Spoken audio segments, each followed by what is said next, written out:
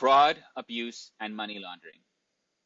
It looks like Bahamian police have found a British man who was sentenced to 4 years in prison for a decade of abusing his wife and family in Cambridge. Prosecutors say they are not certain of his identity, but the man has been charged under the name Shane Murphy. He is accused of money laundering and possession of forged documents.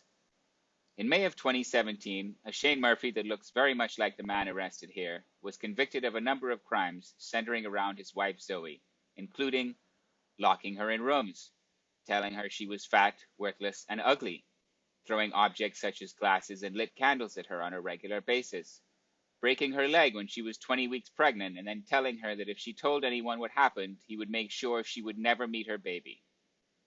In April of 2016, Zoe fled to her parents' house with her children after a particularly vicious bout of abuse that ended when Murphy grabbed Zoe by the throat and threw her across the room. Zoe called the police and Murphy was arrested. Murphy was convicted of engaging in coercive or controlling behavior, inflicting grievous bodily harm without intent, assault by beating, and 2 counts of sending communications conveying a threatening message in relation to Zoe's stepfather and teenage son. After the conviction, Murphy's sentence was deferred on the condition that he did not assault, harass, pester, or interfere with Zoe or any of her family in any way.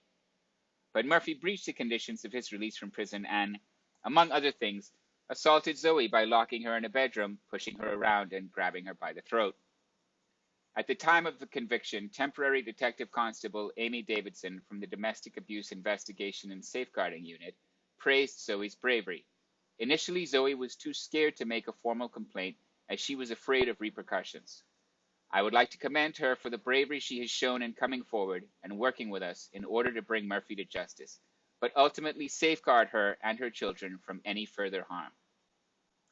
By working closely with our colleagues in Hertfordshire, we have managed to bring Murphy to justice and secure a lengthy prison sentence. Instead, it seems that Murphy is in jail here, awaiting trial.